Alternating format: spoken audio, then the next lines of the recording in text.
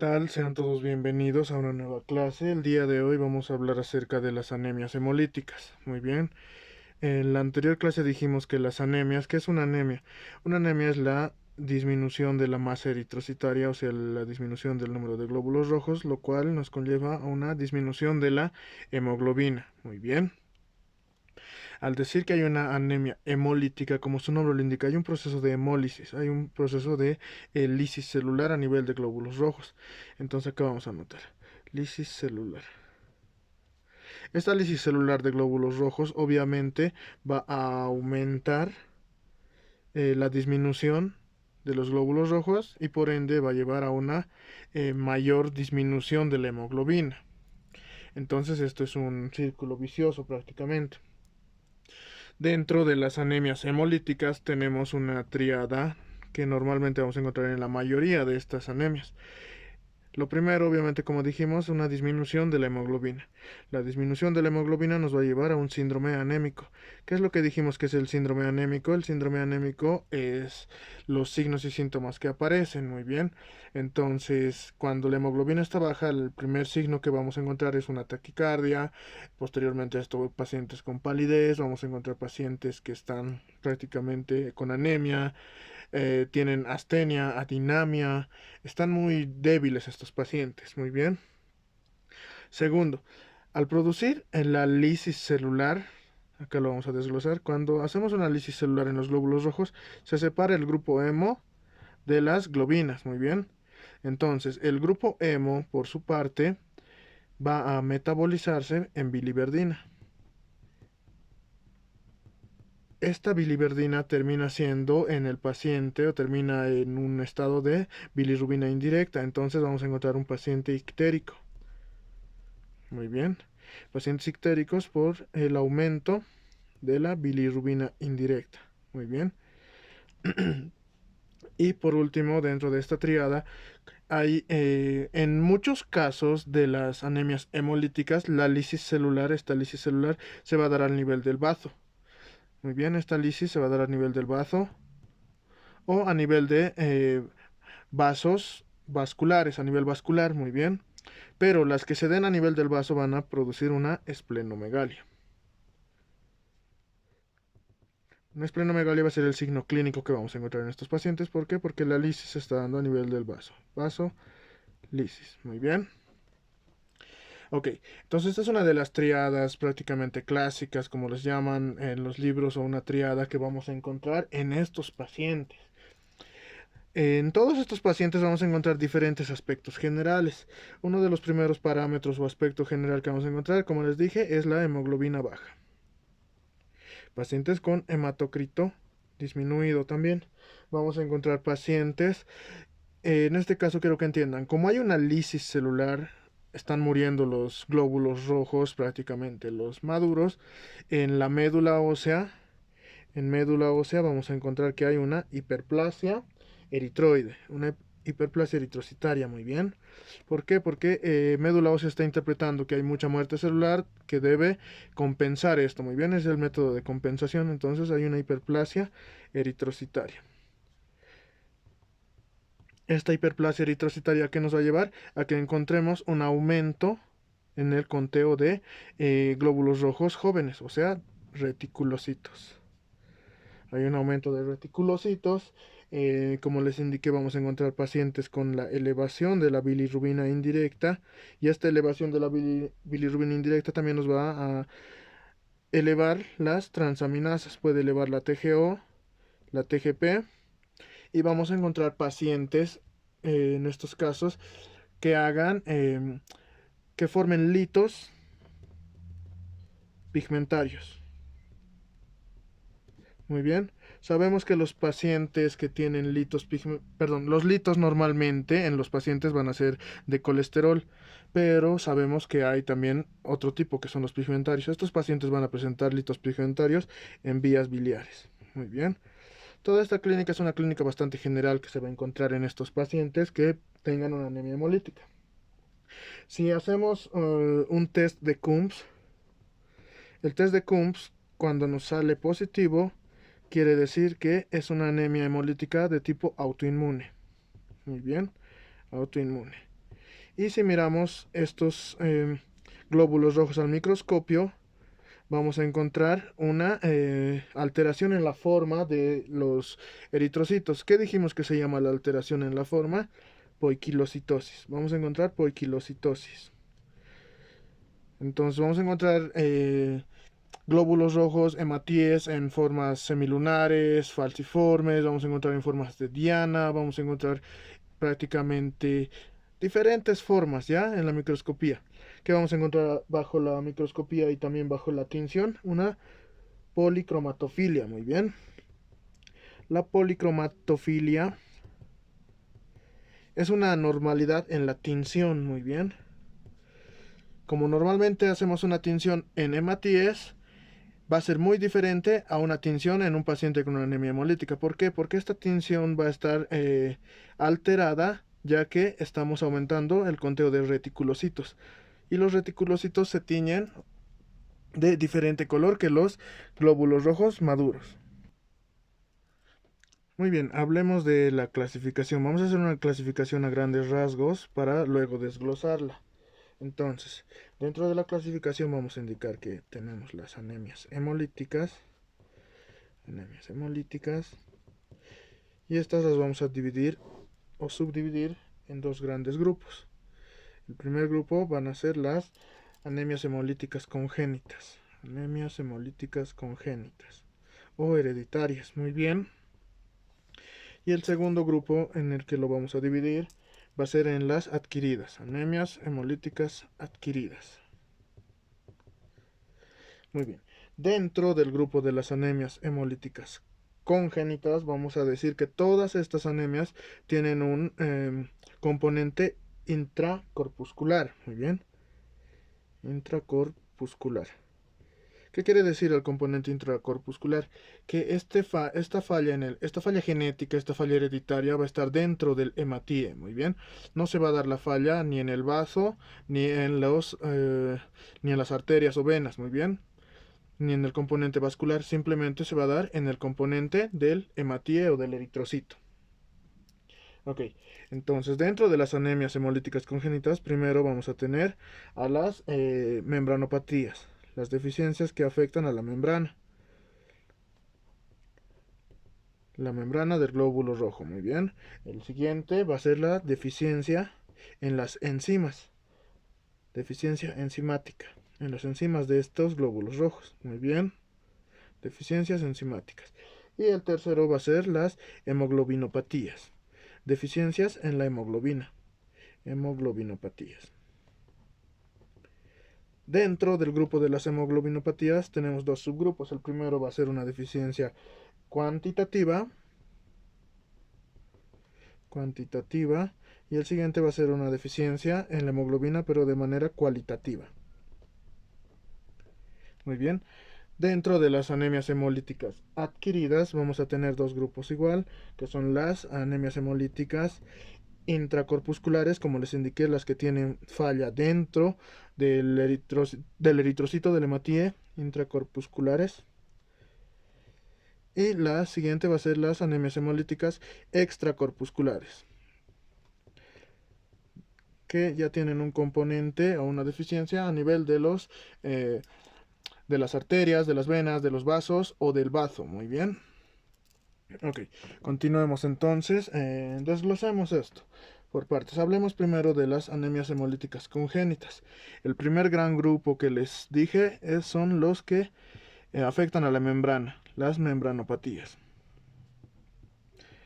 Dentro de las membranopatías tenemos al gran representante, que es la esferitosis hereditaria. Muy bien, ese es el nombre de la afección. Esferocitosis hereditaria. Muy bien. La esferocitosis hereditaria es una deficiencia, o nos lleva a una deficiencia, en las proteínas de la membrana. En las proteínas de la membrana celular. Esta va a ser una herencia autosómica dominante, muy bien. Herencia autosómica dominante. En la mayoría de los casos. Este es el más frecuente. El más frecuente. Y cuando encontramos que es una herencia recesiva, vamos a decir que son los casos más severos. Hay una anemia más severa, muy bien. Ok, también la esferocitosis hereditaria tiene un nombre, esta es llamada la enfermedad de Minkowski-Chaufart, se los voy a anotar acá, Minkowski-Chaufart. Muy bien, por si llegan a preguntarles eso en su examen. Entonces, partimos del concepto de que la esferocitosis hereditaria es una deficiencia en las proteínas de la membrana. La membrana consta de 3 proteínas, entonces va a haber una deficiencia a nivel de la primera proteína, que es la anquirina. Va a haber otra deficiencia a nivel de la segunda proteína, que es la espectrina. Y puede haber una deficiencia también a nivel de la tercera proteína, que se llama banda 3. Para que la recuerden muy bien. Como les dije, todas estas son proteínas de membrana. ¿Ok? Entonces, ¿qué es lo que sucede en estos casos? Recordemos que el eritrocito no tiene una forma circular, tiene una forma más o menos así. Muy bien. Entonces, estamos diciendo que hay deficiencia a nivel de las proteínas de la membrana, de lo que lo recubre. Entonces, hay deficiencia en la membrana. Muy bien. Esta membrana, ¿qué es lo que sucede? Se va a hacer prácticamente más permeable. Aumenta la permeabilidad de esta membrana. Aumenta la permeabilidad. Si es una membrana débil, la permeabilidad aumenta. Entonces, al aumentar la permeabilidad, ingresa sodio a esta célula. Muy bien. Y recordemos, esto llévenlo para toda la vida. El sodio, ¿de quién va de la mano? El sodio siempre va de la mano del agua, muy bien, del líquido. Entonces, al ingresar sodio con agua, hace que esta membrana se hinche y el eritrocito tenga forma de, prácticamente, como estamos aumentando la presión osmótica dentro de la célula del hematíe, tiene una forma de esfera. Por eso se llama esferocitosis hereditaria. Muy bien, de ahí viene el nombre.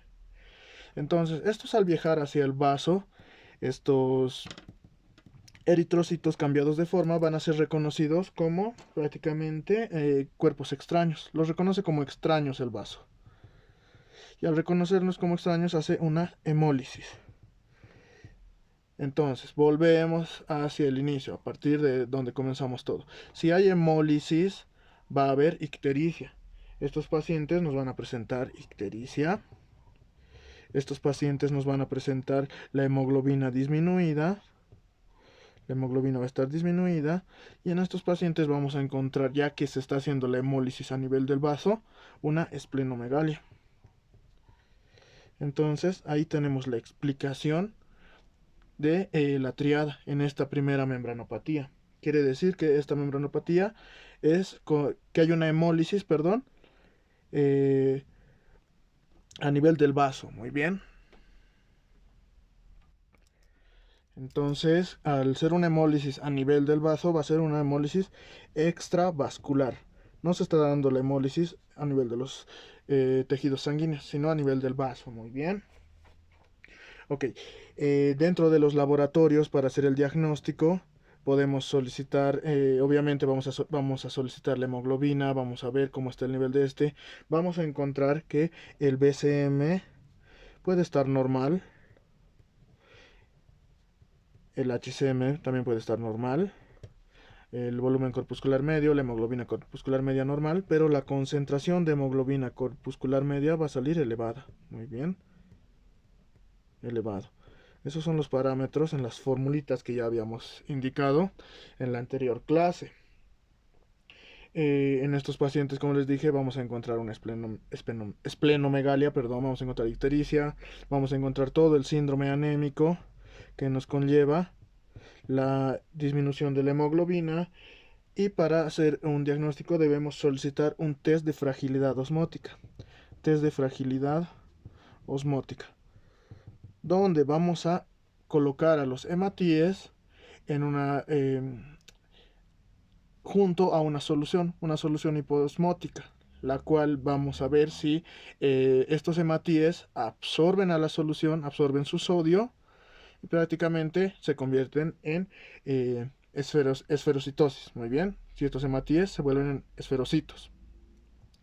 Otro test que se puede realizar, bueno, este es el primer test que se va a realizar, este es el gold estándar, y la otra va a ser la prueba de autohemólisis. La prueba de autohemólisis consta en... Todos tenemos una hemólisis, cuando se extrae la sangre, la hemólisis toma un tiempo. La prueba de autohemólisis va a ser en una prueba sanguínea, en una muestra sanguínea, la hemólisis va a ser en menor tiempo del normal, muy bien. Va a haber hemólisis en menor tiempo del normal. La hemólisis. Muy bien.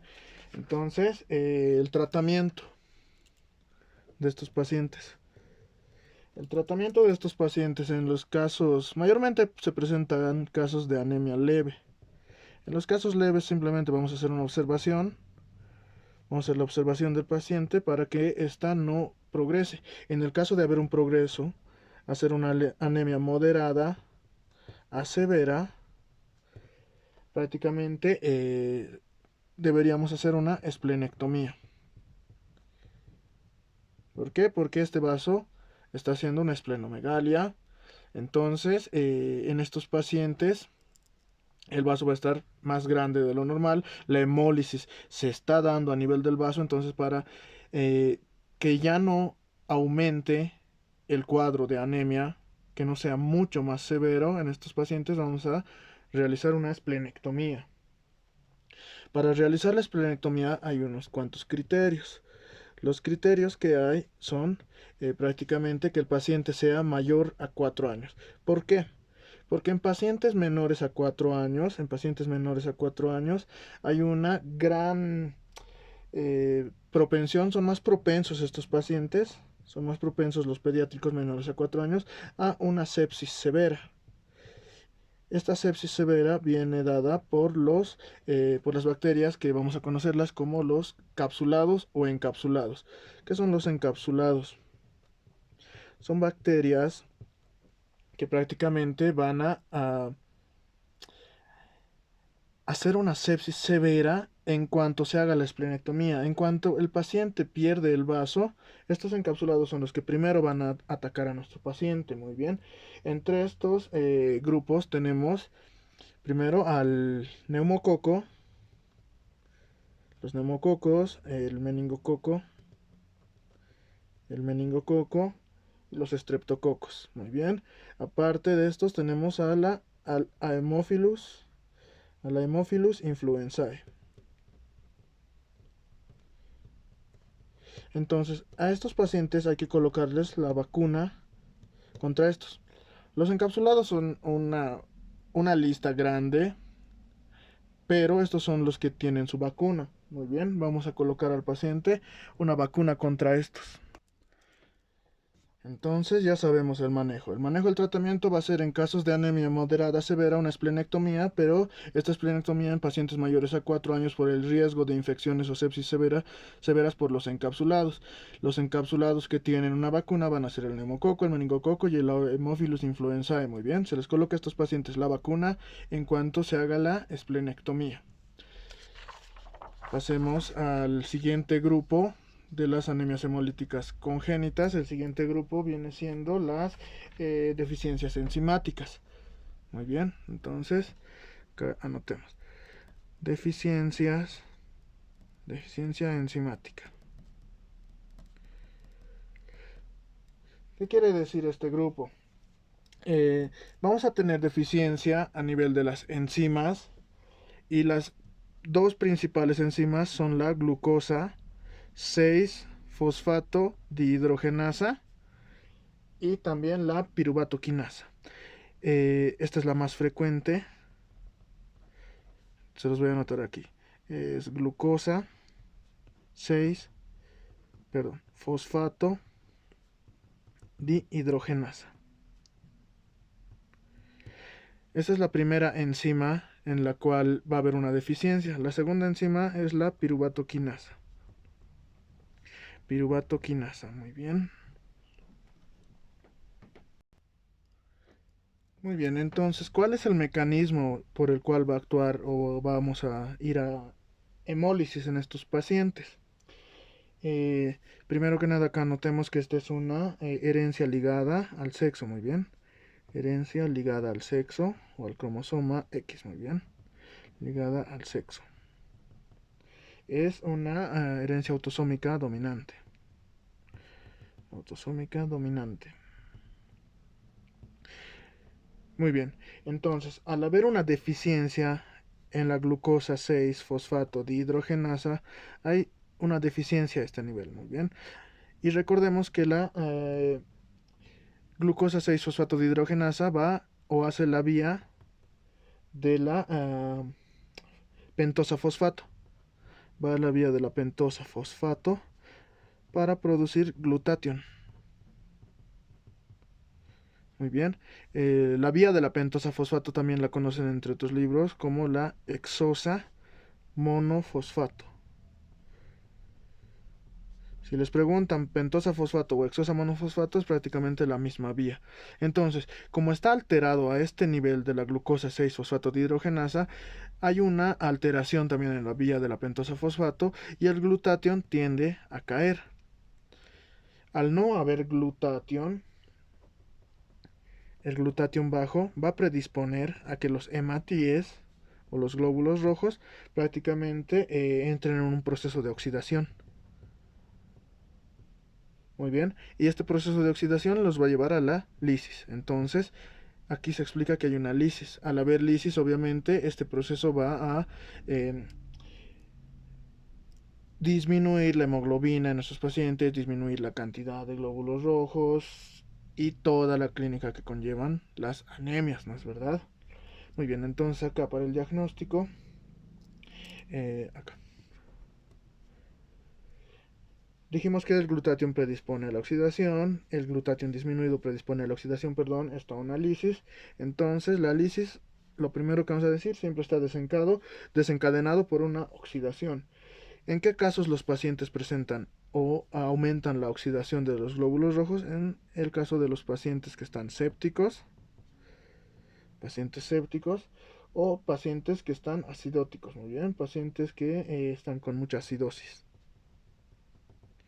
También puede ser esto desencadenado por fármacos. Algunos fármacos como pueden ser las sulfas, también la nitrofurantoína, pueden desencadenar. Muy bien. Y también el consumo excesivo de habas en algunos pacientes. Consumo excesivo de habas. Estos son los desencadenantes. Vamos a ver a nuestro paciente en un diagnóstico prácticamente con un síndrome anémico. Vamos a encontrar pacientes que están ictéricos, como les dije, por la lisis tumoral, pero estos pacientes, obviamente, la lisis ya no se va a hacer a nivel del vaso, se está haciendo a nivel de los, prácticamente a nivel vascular. Entonces, no vamos a encontrar en esta la triada que dije, vamos a encontrar solo dos de los signos. Vamos a encontrar un paciente ictérico, paciente con ictericia, y un paciente con hemoglobina baja, pero no va a tener esplenomegalia este paciente. Muy bien. Entonces esto en base para hacer un diagnóstico. Para el diagnóstico definitivo debemos solicitar un test. Este test se llama el test de actividad de la glucosa 6-fosfato dihidrogenasa. Entonces, si la actividad obviamente está disminuida, vamos a decir que es una anemia por deficiencia enzimática. El tratamiento. ¿El tratamiento en qué se va a basar? Primero, como dijimos, hay diferentes desencadenantes. El primer desencadenante es la oxidación. La oxidación es hereditaria, entonces es prácticamente muy difícil que inhibamos este desencadenante, pero podemos tratar de inhibir los siguientes desencadenantes. Debemos de evitar que el paciente sea escéptico, que el paciente entre en acidosis, que el paciente, si está utilizando mucho de estos medicamentos, cambiarlos por otros, hacer otro esquema farmacológico y también indicarle que deje el consumo excesivo de las habas. Entonces, como primero vamos a evitar los desencadenantes. Desencadenantes, perdón. Como segundo paso, vamos a, en casos de anemia severa, vamos a hacer transfusiones, muy bien. Entonces podemos darles transfusiones de paquetes globulares. Y acá mucho ojo, está contraindicado, está prohibido la esplenectomía. ¿Por qué? Porque esta no es una anemia extravascular, es una anemia intravascular. La hemólisis es intravascular. Hemólisis intravascular. La hemólisis no se da en el vaso, entonces no va a haber algo que nos indique hacer una esplenomegalia. Muy bien, no hay un criterio para hacer una esplenomegalia. Ok, el siguiente grupo, ya dijimos que el segundo grupo era la deficiencia enzimática. El tercer grupo del que vamos a hablar de las anemias hemolíticas congénitas son las hemoglobinopatías. Como su nombre lo indica, hemoglobinopatías. Las hemoglobinopatías es una alteración a nivel de la hemoglobina, entonces hay una falla a nivel de la hemoglobina. Dentro de las hemoglobinopatías tenemos dos grandes grupos, acá se los voy a anotar. El primer grupo son las alteraciones cualitativas, y el segundo grupo las alteraciones en la cantidad, cuantitativas. Muy bien. Dentro de las alteraciones cualitativas vamos a encontrar a la anemia falciforme como su principal representante, y la beta-talasemia dentro de las cuantitativas. Muy bien, entonces como estamos diciendo que hay una alteración a nivel de la hemoglobina, vamos a hacer un pequeño repaso acá. ¿Cómo es que está formada la hemoglobina? La hemoglobina está formada por una proteína y el grupo hemo. Muy bien, entonces el grupo hemo más, y acá lo vamos a anotar, hay proteínas que ayudan a formar la hemoglobina. Tenemos tres diferentes tipos de hemoglobina. Tenemos la hemoglobina A1, la hemoglobina A2 y la hemoglobina fetal. Muy bien. Entonces, el 95% aproximadamente de nuestra hemoglobina es la hemoglobina A1. El 5%, 3 a 5% aproximadamente, va a ser la hemoglobina A2. Y desde un 0.8% hasta un 2%, la hemoglobina fetal. ¿De qué están conformadas estas hemoglobinas?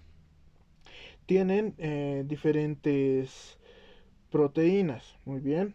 Entonces, dentro de la hemoglobina A1 vamos a encontrar que tenemos el grupo hemo más dos proteínas alfa, 2 alfa y 2 beta. La hemoglobina A2 está formado por 2 alfa y 2, en este caso son delta. Y la hemoglobina fetal está formado por 2 alfa y 2 gamma. Muy bien. Ok, entonces ya sabiendo la formación de la hemoglobina y las cantidades que tenemos en el cuerpo, podemos avanzar a la anemia falciforme, que es una alteración cualitativa. Entonces, la anemia falciforme. Dentro de la anemia falciforme vamos a tener una alteración en la hemoglobina A1. La hemoglobina A1 pasa a llamarse hemoglobina S. ¿Y por qué pasa a llamarse hemoglobina S? Porque hay un error dentro de la cadena de las proteínas beta. Muy bien, acá se los voy a explicar. En la cadena de las proteínas beta, en toda esta cadena de aminoácidos, existe el ácido glutámico.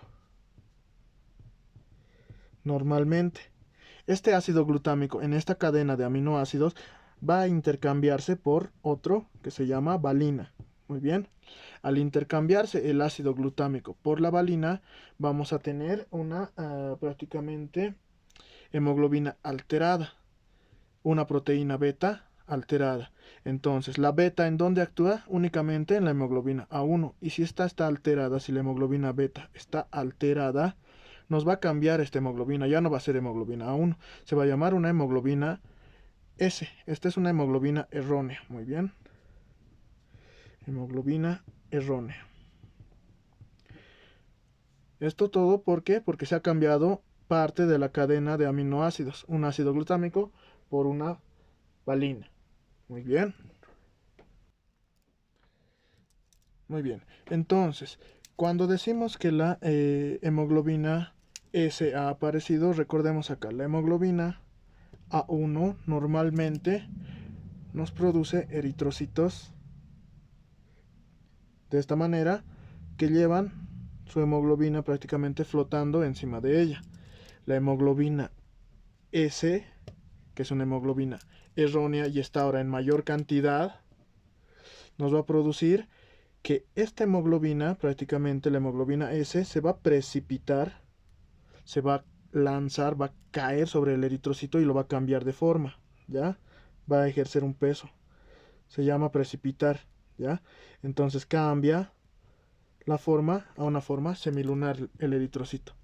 Entonces, eritrocitos semilunares o falciformes. De ahí el nombre, muy bien, de esta anemia. Entonces, ¿qué es lo que sucede? Dentro de los vasos sanguíneos, acá un pequeño ejemplo. Dentro de las ramificaciones de los vasos sanguíneos, los glóbulos rojos normalmente van a viajar sin ningún problema.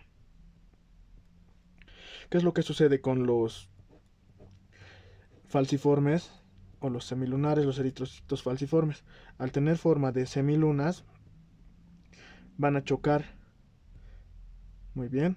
Entonces van a atascarse prácticamente, van a ocluir vasos sanguíneos. Muy bien, no van a lograr avanzar, ya que los otros tienen una forma un poco más redondeadita, si quieren llamarlo así. Estos pasan normalmente. Estos no, al ser semilunares, se atascan y forman una vasooclusión. Forman una vasooclusión. Al formar esta vasooclusión, van a hacer hemólisis. Van a hacer un tipo de hemólisis que es intravascular. Muy bien. Entonces, en estos pacientes vamos a hablar de su clínica. ¿Qué clínica nos presentan? Mayormente los pacientes que tienen predisposición a hacer esto, los pacientes con predisposición son los pacientes que viajan a lugares donde hay hipoxia, donde hacen hipoxia, perdón, o sea, a la altura, a lugares que tienen más de 2500 metros sobre el nivel del mar. Esto puede aparecer también en pacientes que son afroamericanos en una mayor cantidad de frecuencia. Dentro de la clínica este paciente va a presentarnos dolor. ¿Por qué el dolor? Porque va a haber una crisis vasooclusiva. Vasooclusiva. Si ese vaso se está ocluyendo, prácticamente va a dolerle al paciente. Muy bien.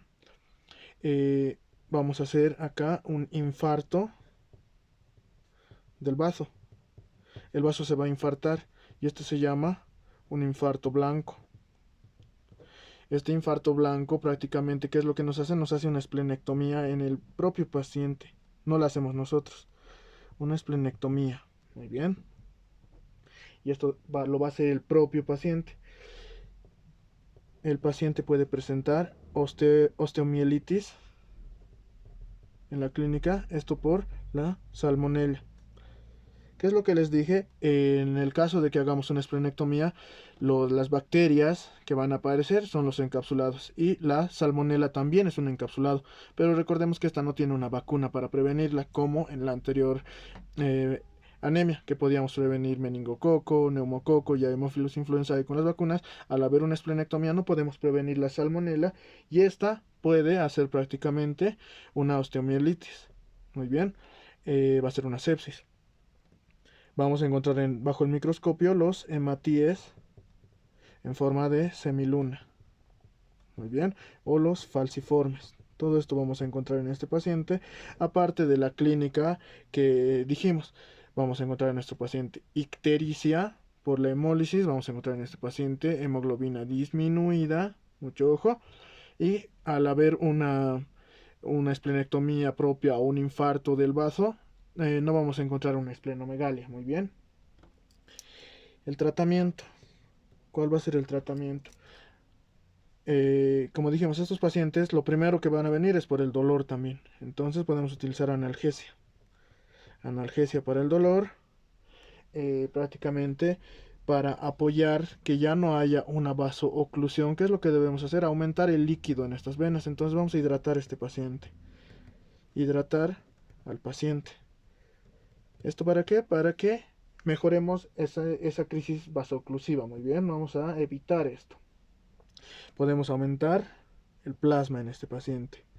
Muy bien, es lo que debemos hacer. Podemos hacer una exsanguinación o transfusión parcial también para diluir la sangre. Muy bien, entonces diluir la sangre en base a exsanguinaciones o también puede ser transfusiones parciales. Y acá tenemos un medicamento que vamos a usar que se llama la hidroxiurea. ¿Qué es lo que hace la hidroxiurea? La hidroxiurea aumenta la producción de hemoglobina fetal para tratar de compensar ese desbalance que hemos tenido, que se ha producido mayormente hemoglobina S. Muy bien, la hemoglobina fetal va a ayudar en este cuadro. Muy bien, entonces la hidroxiurea ayuda a que formemos mayor hemoglobina fetal, va a ayudar a la médula ósea directamente, a una mayor producción de hemoglobina fetal. Debemos vacunar a este paciente contra, ¿qué les dije? Contra el meningococo, el neumococo y el Haemophilus influenzae, que son los capsulados o encapsulados. Muy bien. ¿Por qué? Que les dije siempre que esplenectomizamos a un paciente debemos vacunarlo contra los encapsulados. Este paciente solito se ha esplenectomizado por haber hecho un infarto blanco. Y por último, también se puede utilizar en estos pacientes los trasplantes de precursores hematopoyéticos. Trasplantes de precursores hematopoyéticos. Eso sería, o bueno, ese sería el tratamiento en el caso de estos pacientes. Muy bien, entonces hablemos del otro grupo que nos falta, las alteraciones en las hemoglobinopatías cuantitativas, o sea, la beta-talasemia. Vamos otra vez.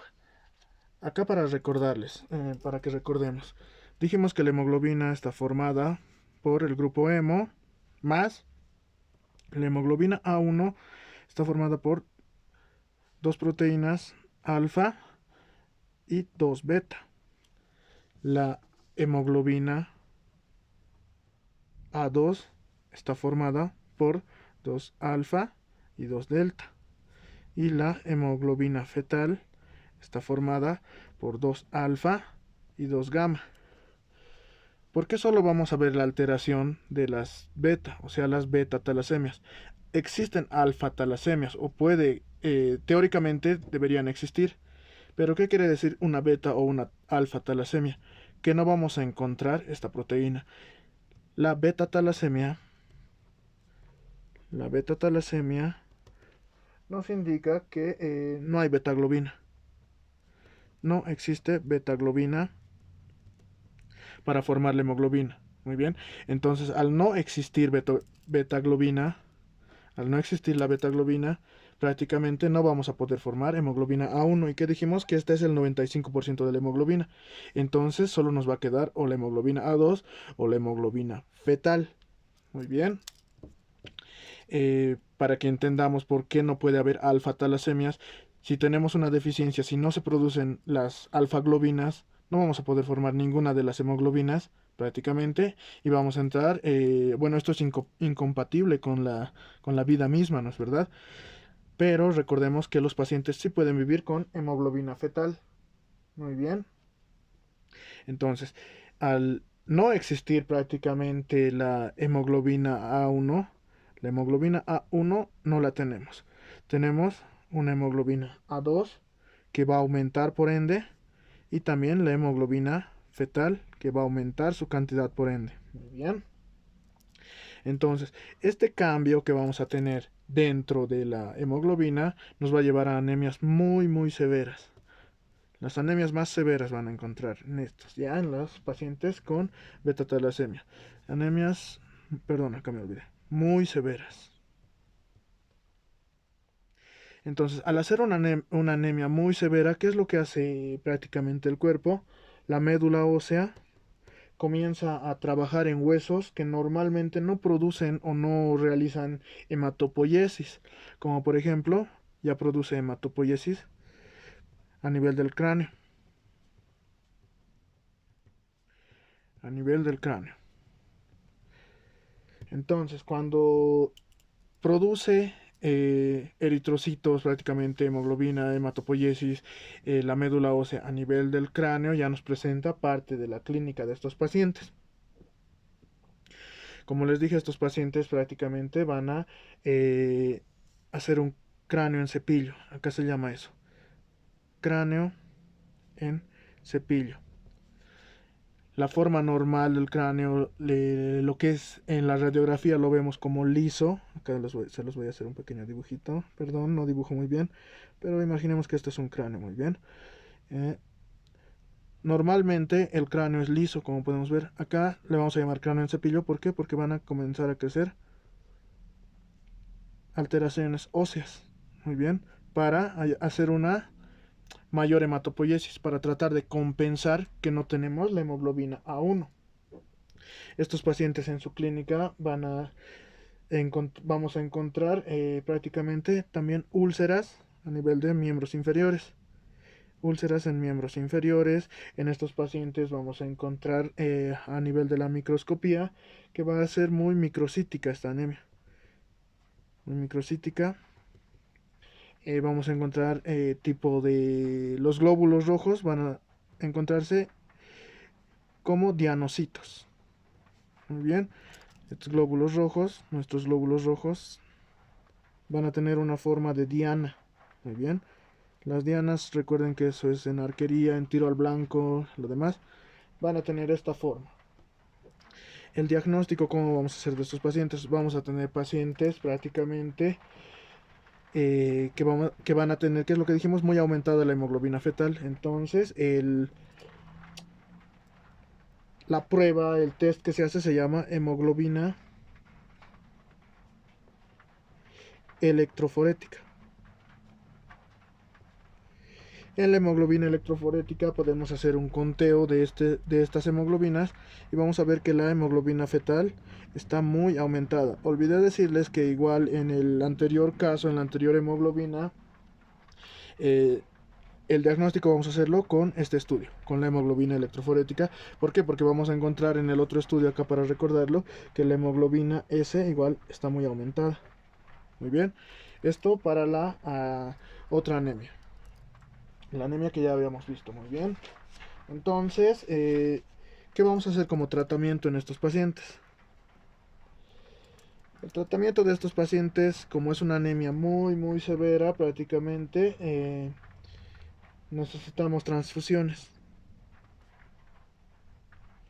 Vamos a hacer transfusiones de paquetes globulares, pero estas transfusiones debemos combinarlas con un medicamento.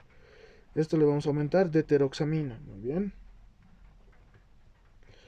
La deuteroxamina es un quelante del hierro. Al colocar tantas transfusiones a estos pacientes, vamos a hacer que su nivel de hierro aumente mucho en su sangre. Entonces debemos apoyarlo con la deuteroxamina, que esta va a reducir los niveles de hierro durante las transfusiones en este paciente. Vamos a realizar en estos pacientes una esplenectomía. ¿Por qué? Porque es una anemia de tipo extravascular. La hemólisis que se va a dar por haber encontrado mucha hemoglobina fetal y no encontrar la hemoglobina normal que tenemos A1 en todos los pacientes, se va a dar la hemólisis a nivel del vaso. Entonces debemos hacer una esplenectomía. Junto a la esplenectomía que les dije siempre, su vacuna contra los encapsulados. Siempre no lo olviden ya, junto a su vacuna. Y en estos pacientes también vamos a realizar el trasplante de progenitores hematopoyéticos. Trasplante de progenitores hematopoyéticos. Muy bien. Entonces, repasemos una vez más. En estos pacientes el diagnóstico lo vamos a hacer por hemoglobina electroforética, donde en este estudio se va a ver que la hemoglobina fetal está aumentada. ¿Por qué? Porque en las beta-talasemias tenemos una deficiencia de la beta-globina. Si no tenemos beta-globina no podemos producir hemoglobina A1, que es la que normalmente tenemos en el cuerpo. Se producen las otras hemoglobinas que van a ser reconocidas como extrañas por el vaso las va a hemolizar, por eso tenemos en estos pacientes la triada, otra vez que dijimos, que es una hemoglobina disminuida, ictericia, pacientes ictéricos y esplenomegalia.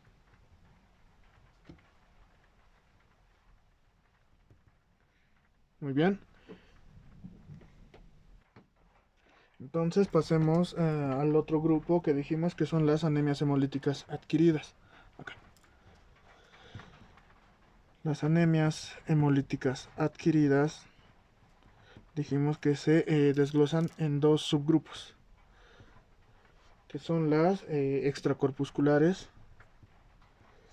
¿Qué quiere decir extracorpusculares? Que se dan a nivel de los vasos sanguíneos, e intracorpusculares, que hay una alteración a nivel de prácticamente el hematíe. Muy bien. En las extracorpusculares vamos a encontrar que son autoinmunes. ¿Qué dijimos? ¿Cuándo vamos a decir que una anemia hemolítica es autoinmune? Cuando encontremos un CUMPS positivo. Muy bien. Y en el caso de las intracorpusculares, su representante es la hemoglobinuria paroxística nocturna. ¿Ok? Hablemos primero de las extracorpusculares. Las extracorpusculares. Corpusculares. Estas están mediadas por anticuerpos, como les dije. Entonces, mediadas por anticuerpos, al ser autoinmunes. Tenemos dos tipos, mediadas por anticuerpos calientes y mediadas por anticuerpos fríos. Acá lo vamos a anotar así. ¿Por qué se dicen anticuerpos calientes o fríos? Porque tienen una reacción los anticuerpos calientes en temperaturas mayores a 37 grados y la de anticuerpos fríos en temperaturas menores a 37 grados. Ok, entonces continuando con esto, vamos a indicar que los anticuerpos en la anemia adquirida por anticuerpos calientes va a estar mediada por la IgG. Muy bien. Esta tiene un nombre que se llama la panaglutinina. Panaglutinina. Y de los anticuerpos fríos va a estar mediado por la IgM. Son las crioaglutininas. Crioaglutininas. Muy bien. Ok. Predominantemente en los anticuerpos calientes va a ser una hemólisis extravascular. Y acá va a ser una hemólisis intravascular. Entonces acá se afectan los anticuerpos calientes, vaso, esprenomegalias. Acá no. Muy bien. Para que lo recuerden. Prácticamente esta va a ser desencadenada de una manera primaria idiopáticamente. Y las secundarias van a ser por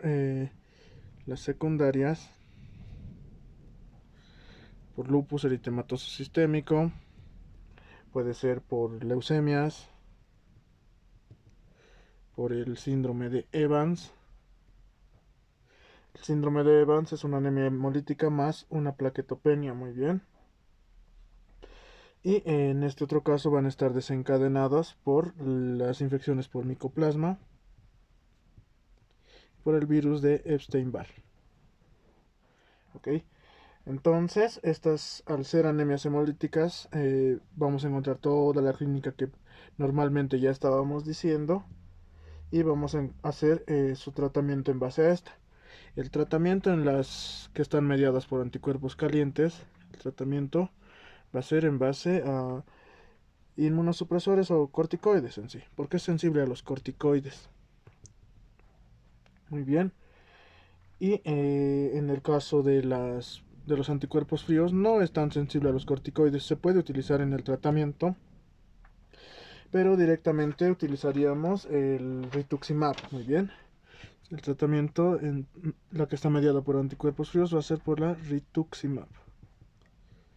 Entonces no olvidemos que en las anemias adquiridas extracorpusculares, como estas son autoinmunes, ambas requieren un test de CUMPS positivo. Muy bien, ambas requieren eso. Conjuntamente en la que está mediada por anticuerpos calientes, si el paciente está muy inestable, vamos a realizar transfusiones o plasmaféresis. Transfusiones o plasmaféresis. Muy bien, esto es el resumen de las adquiridas. Entonces, las autoinmunes. Muy bien, las extracorpusculares. Hablemos del segundo grupo, que son las intracorpusculares. Como dijimos, las extracorpusculares tienen un problema a nivel de... hay una mediación a nivel fuera del hematíe. Entonces, son autoinmunes. ¿Por qué? Porque están encargadas de estas las inmunoglobulinas. Muy bien. Al hablar de intracorpusculares, son autoinmunes, no son autoinmunes, perdón, y tienen un componente que está dentro del hematíe.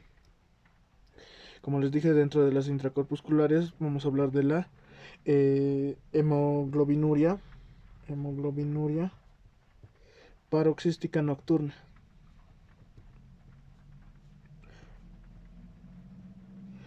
Esto se da porque hay una mutación, prácticamente. Se da por la mutación, perdón, por la mutación, pero es una mutación adquirida. Mutación adquirida del gen, de este gen. PIG-A, muy bien. Esta mutación, ¿a qué nos conlleva? Nos conlleva a que no vamos a tener proteínas de anclaje CD59 y CD55. Nos elimina las proteínas de anclaje CD59 y CD55. Entonces acá vamos a hacer un pequeño dibujo para que lo tengan más en claro. Tenemos un hematíe. Este hematíe tiene proteínas acá de anclaje. Esta pequeña proteína de anclaje que nos lleva al CD59 y al CD55. Muy bien.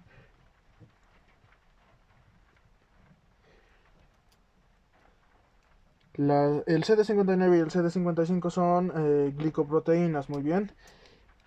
¿De qué se encarga el CD59 y el CD55? Estos inhiben la lisis celular por el sistema del complemento. Muy bien, inhiben la lisis celular por el sistema del complemento. Entonces, ¿qué hacen este CD55 y CD59? Le dicen al sistema de complemento que esta es una célula de nuestro cuerpo y que no debería atacarla. Sus proteínas de anclaje son estas, de la CD59 y CD55. Entonces, si eliminamos estas proteínas cuando hay la mutación del gen PIG-A, estas proteínas ya no las tenemos. Muy bien, entonces el sistema de complemento va a reconocer como extraños prácticamente a las hematíes. El sistema del complemento los reconoce como extraños y va a hacer su lisis. Muy bien, por lo cual van a hacer su lisis celular. Esta lisis, obviamente la hemólisis, se da mayormente en un estado acidótico. Aumenta en acidosis o en acidemia. Muy bien, entonces en el momento del día en el que el cuerpo está más acidótico es en la noche. Entonces aumenta en la noche. De ahí viene su nombre, que es prácticamente hemoglobinuria paroxística nocturna. Muy bien. En estos casos vamos a hacer el diagnóstico prácticamente en base a clínica. Notemos acá. Vamos a hacer un diagnóstico en base a la clínica que hemos visto de todos nuestros pacientes, que prácticamente estos van a presentar por la hemólisis ictericia, van a presentar estos pacientes, aparte de eso, una hemoglobina disminuida. Puede presentar estos pacientes una trombosis.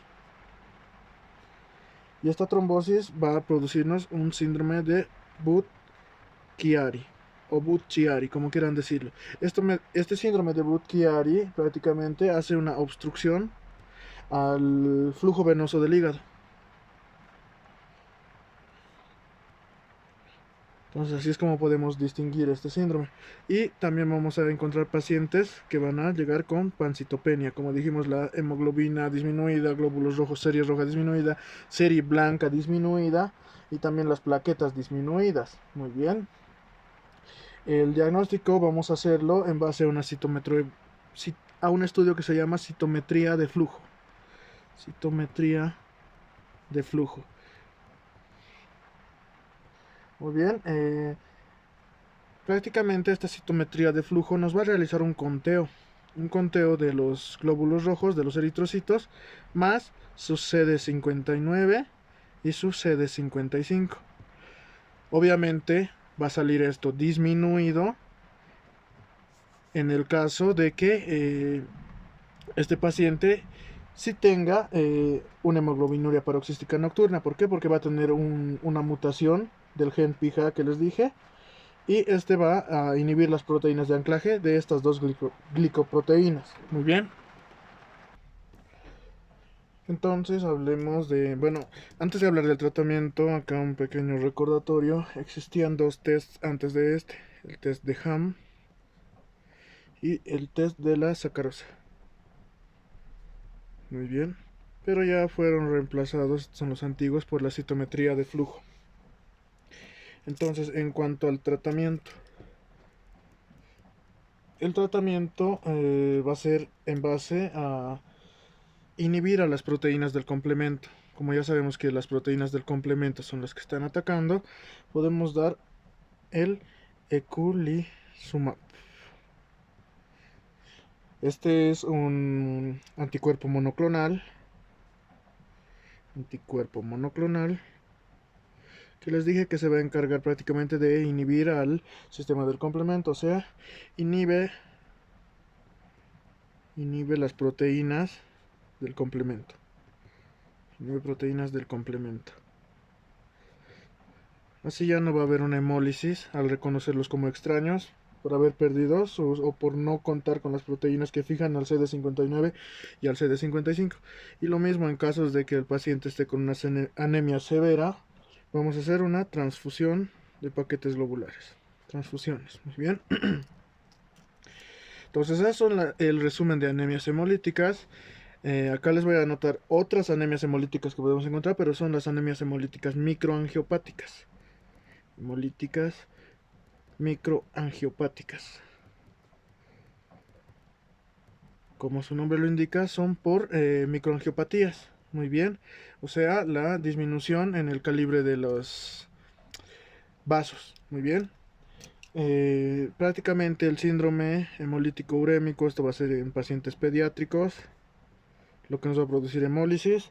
En jóvenes la púrpura trombocitopénica trombótica.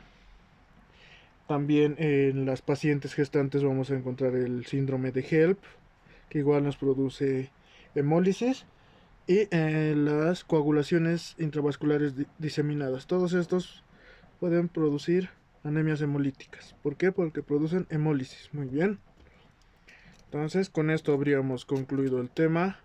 Les agradecería mucho si me dejan un like o si lo comparten. Muy bien. Hasta luego.